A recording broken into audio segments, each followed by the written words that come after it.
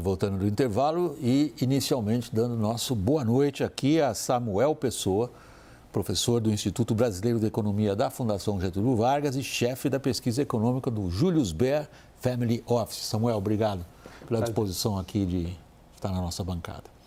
Vamos ao assunto, então, para o qual a gente convidou o Samuel para participar da nossa roda. O Senado aprovou urgência para votar e isso deve acontecer provavelmente nesta quarta-feira, amanhã.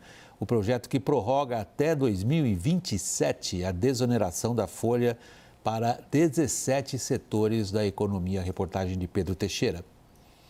Aprovada hoje na Comissão de Assuntos Econômicos do Senado, a desoneração permite que empresas reduzam a contribuição de 20% sobre os salários para a Previdência Social. A proposta aceita indica uma alíquota diferenciada, que varia entre 1% e 4,5% sobre a receita bruta. A prorrogação do benefício representa uma redução de 9,4 bilhões de reais no pagamento de tributos por parte dessas empresas.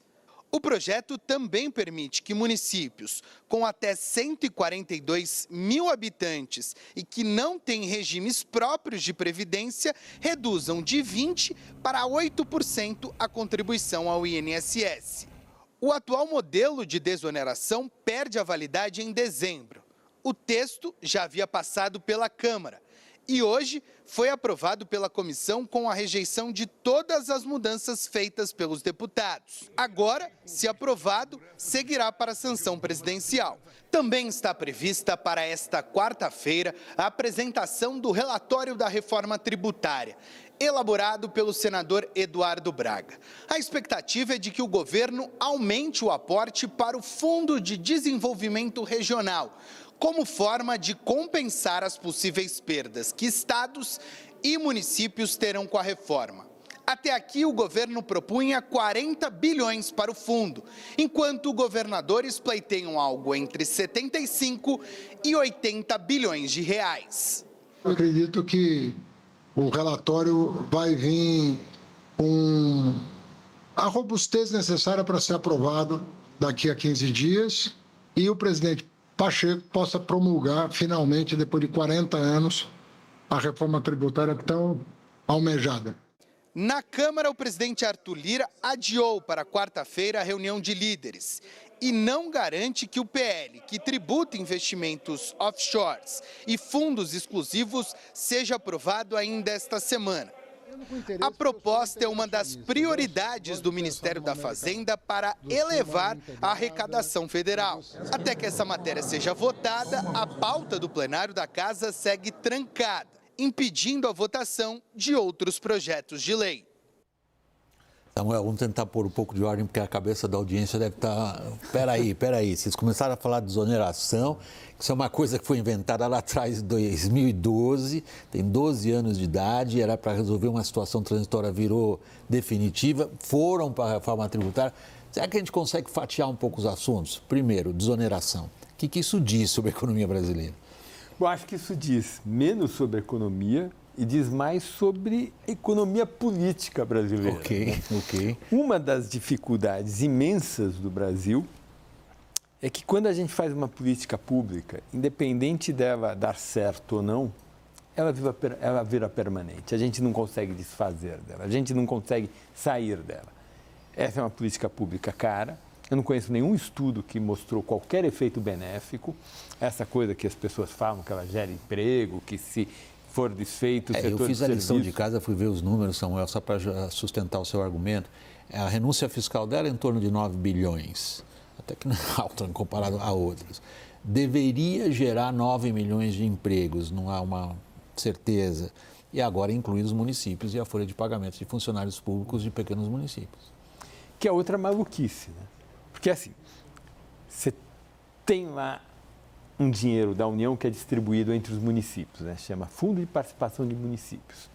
Aí esse fundo tem uma regra que ele favorece município pequeno. Aí um monte de município é criado, que não era para ser município. Aí são criados, não têm condição de serem municípios. Aí eles precisam de dinheiro da União e agora precisa de um outro dinheiro que é desonerar a contribuição da Previdência que eles têm que pagar. E, por outro lado, a gente tem um problema de gasto público, né? Então, não sei como que a gente vai resolver isso nos próximos anos. A gente viu aqui na notícia o ministro Fernando Haddad corretamente pedindo para o Congresso votar uma série de projetos de lei que ele mandou lá para tentar achar receita para fechar o orçamento do ano que vem. Vamos ver isso, Daniel, essa pauta que alguns chamam, né? A gente chama isso com um pouco de pimenta na conversa, de pauta arrecadatória ou a pauta econômica do que se relevante. Trata. Como é que vai tramitar, Daniel? William, você me permite antes falar da pauta bomba, da bomba fiscal? Porque, na verdade, esse projeto da desoneração da folha tem duas vertentes. Você tem uma vertente que é do desconto, da desoneração da folha para os setores privados, para as empresas privadas. E esse outro só pela jabuti... transparência, Daniel, só pela nós somos beneficiados por isso. É verdade. O setor de comunicação está dito, é um dos 17 setores beneficiados pela desoneração. É isso. E houve um jabuti, o Senado, onde começou a tramitação desse projeto, colocou o seguinte: prefeituras de até 142 mil habitantes também vão ter desoneração da folha. A Câmara expandiu, colocou para todas as prefeituras do país aí uma escadinha. Quanto maior a cidade, menos o benefício, uma alíquota menor, mas ainda assim um benefício. O Senado retomou o seu benefício original, é uma benesse e é uma bomba fiscal. São pelo menos 9, 10 bilhões de reais só com a perda de arrecadação das prefeituras. Muito bem, é muito provável que a equipe econômica, o Ministério da Fazenda, recomende um veto do presidente da República sobre essa parte do projeto.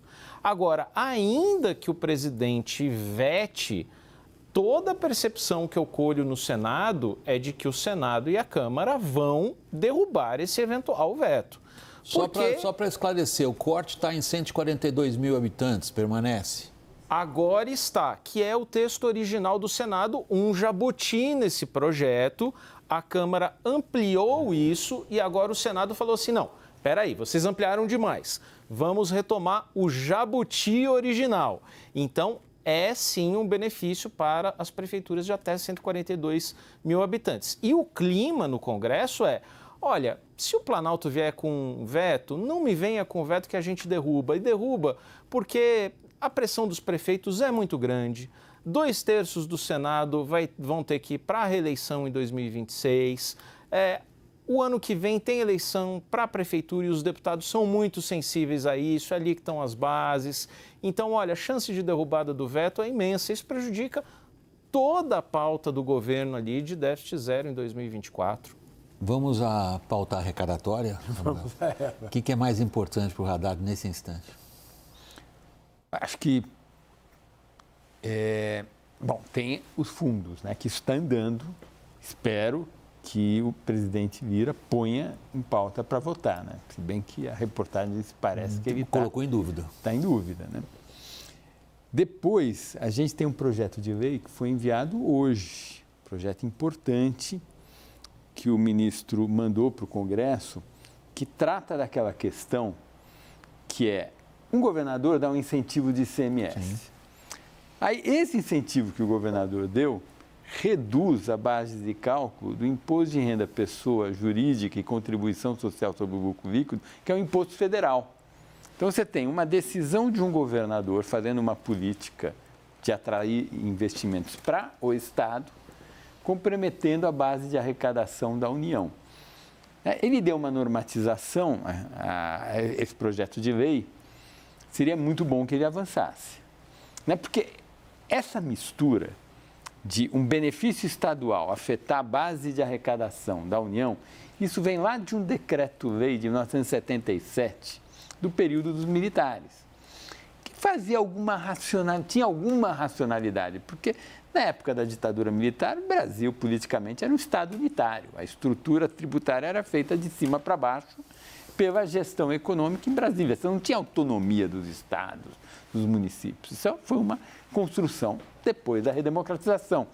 Então, tinha alguma consistência esses efeitos cruzados de um incentivo num ente da federação, afetando, corroendo a base tributária de outro ente da federação. Depois da redemocratização e da autonomia dos diversos níveis da Federação Brasileira, não faz sentido. Então, eu espero que esse projeto de lei que o ministro Fernando Haddad mandou, ele tramite com alguma celeridade e seja aprovado. Daniel? William, você comentou assim, Arthur Lira não sabe se vai ser votado amanhã o projeto das offshores. Sabe por que ele não sabe? Porque ele está absolutamente possesso. Ele passou 10 dias na Índia e na China, volta de viagem e a situação está exatamente no mesmo pé, ou pior, exatamente porque ele deixou ali uma série de sugestões de nomes para presidência, vice-presidências da Caixa, depois de ter na cabeça dele entregado tudo que ele podia ali, votação do CARF, reforma tributária, ajudou o governo com as suas pautas, e essas nomeações não saíram, sequer foram devidamente tratadas. Alguém pode dizer, está fazendo chantagem, mas estou vendo pelo realismo político ali, né? Quer dizer, o governo precisa mais do Arthur Lira neste momento para aprovar essa pauta do que o contrário. O pior disso é que teve uma exposição na Caixa, justamente na Caixa Cultural, aqui em Brasília, William, em que houve uma exposição e nessa exposição havia ali uma das peças em que Arthur Lira, Paulo Guedes e, se não me engano, Jair Bolsonaro eram colocados... A Damares, me desculpe, eram colocados na lata do lixo. Então, puxa, justamente onde ali Arthur Lira está negociando a indicação da presidência, ele foi, digamos, castigado publicamente com uma exposição em que o colocam na lata do lixo. Só para ilustrar um pouco mais, é falha nossa a gente não ter uma ilustração disso daí. É uma lata de lixo e ali estão as três carinhas, a da Damares, do Paulo Guedes e do Lira. Numa contribuição artística, ou entendido como uma contribuição artística, que custou R$250 mil, essa exposição, justamente da Caixa, onde o Arthur Lira tem um interesse muito grande nas nomeações em vários índices, aparece ele indo para a lata do lixo. Quer dizer, o timing disso foi excepcional do ponto de vista do governo. Agora, pergunta que não quer calar. O que se passa na cabeça do Planalto? Por que o Planalto não está atendendo ao pleito do Arthur Lira? O que as pessoas dizem nos corredores? Tem muita disputa de cargo por ali, né? Então, por exemplo, veja o caso... A Caixa tem os seus problemas, tem muita gente pedindo os mesmos cargos, tem uma resistência ali do PT em entregar esses cargos, porque hoje é uma petista, uma sindicalista que está na presidência, então tem uma resistência do PT. Agora, tem outros cargos ali, a FUNASA, por exemplo, Fundação Nacional da Saúde, em que a própria base aliada ali está batendo cabeça porque todo mundo quer a presidência. Então tem o PSD, o Republicanos, o União, o PP do Arthur Lira. Agora, no caso da Caixa, o que existe é uma pressão interna do PT que não quer largar a presidência da Caixa. Samuel, aproveitando sua presença aqui, levando você agora para o lado da política fiscal. Quando você observa esse panorama político, o que você pensa da política fiscal? Olha, primeiro, o orçamento foi mandado e o orçamento prevê uma arrecadação extra, com essas medidas todas que nós estamos discutindo aqui. Nós estamos tratando delas agora. E algumas outras. Não é à toa quem está falando delas. Está lá no orçamento, uns 170 bi de previsão. Ora, eu olho essas coisas, eu digo, meu Deus do céu, que número eu ponho na minha planilha para tentar fazer conta? Eu não vou colocar 170 bi. O que você está colocando? Estou colocando os 80, com muito boa vontade. É a metade, praticamente. É metade. Bom, e aí? E aí tem uma chance muito grande de estourar a meta fiscal, porque a meta o ano que vem é 0. Ele até pode ficar aquém da meta, ficar em menos 0,25% do PIB, que daria uns 30 bi de déficit. Então, até uns 30 bi de déficit ele pode ir. Qual é o problema dele não atender esse intervalo entre menos 30 bi ou 30 bi de déficit 0? Se ele não conseguir atender esse limite, lá em 25, quando eles estiverem fazendo o orçamento para 26, eles vão fazer as contas e dizer, meu Deus, não atendemos a meta de 24. Portanto, o teto dos gastos de 26 não vai ser 70%, o crescimento do gasto de 25 para 26, não será 70% da taxa de crescimento da receita, mas terá uma punição do próprio marco fiscal que eles aprovaram, que foi um marco bem feito, vai ser 50%. Sim. E afeta o teto dos gastos no ano eleitoral, e há uma chance grande, inclusive, do próprio ministro ser candidato, ou o Lula ser candidato à reeleição pela quarta vez, para um quarto mandato. Então, essa é a consequência. Daniel? Samuel, nessas suas contas, projeções ali, elaborações de cenário para 2024, você considera viável politicamente, acha que existe vontade da equipe econômica de fazer um corte, que alguns já falam ali, um contingenciamento da ordem de 50 bilhões de reais, para segurar na marra o resultado fiscal e entregar déficit zero? E já seria ou agora em vão março. largar o osso ali? Olha, eu acho que da equipe econômica tem essa vontade. Tá? Eu acho que é genuíno o esforço do ministro Fernando Haddad em produzir uma melhora fiscal importante. O ministro entende da importância desse tema. Agora, não está claro, e aí a gente volta para a política, qual é a forma como o governo como um todo e o PT enxerga essa agenda. Por exemplo, a gente viu que tem problemas para atender os pleitos do Lira. Isso afeta a agenda econômica no Congresso Nacional. Sim. É possível que o grupo político do PT, ligado mais à Casa Civil, esteja menos interessado na agenda econômica e mais interessado em outras pautas. Então, eu não sei se o governo está integralmente interessado nisso. A equipe econômica, me parece sim, genuinamente interessada em fazer tudo o que for possível, inclusive contingenciar se necessário for, e o momento do reconhecimento deve ser março do ano que vem, porque março do ano que vem tem o primeiro decreto de acompanhamento da execução fiscal. Por isso, a minha menção, que já em março do ano que vem teria um contingente. Exatamente.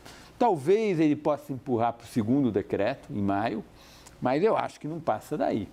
Ele vai ter que... Daniel, no raciocínio do Samuel, está embutida a ideia de que a equipe econômica tem uma ideia razoavelmente coerente e uma coesão também de ação em relação ao que tem que ser enfrentado. Mas ele levanta uma dúvida sobre o resto do governo, particularmente dentro do Palácio do Planalto. Existe que tipo de coesão, se é que existe, em torno dessas questões? Eu percebo claramente essa divisão, digamos, entre uma equipe econômica que gostaria de, pelo menos, continuar buscando déficit zero, por mais que seja difícil e por mais que no final do ano que vem tenha que apresentar ali para a sociedade um déficit. Mas tentou-se, né? Tentou-se por diversas medidas e até por contingenciamentos grandes. E, por outro lado, você tem o núcleo, a ala política do Palácio do Planalto, que sabe que isso tem um preço.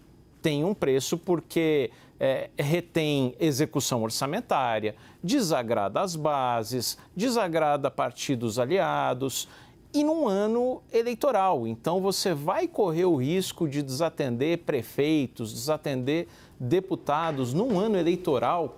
Eu percebo essa divisão entre equipe econômica e ala política no Palácio do Planalto. Por último, Samuel, nós temos um minutinho ainda. Eu sou obrigado a pedir que você seja breve. Quando é que a gente vai parar de falar de política fiscal, começar a preocupar com a economia de baixa produtividade? Talvez, se a gente tiver sorte, no próximo mandato. Não vai ser nesse.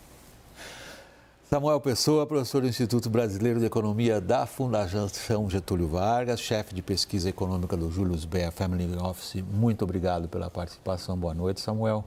Boa noite ao meu colega Daniel Hittner, lá em Brasília. E meu boa noite a todos. O WW fica por aqui, esta edição.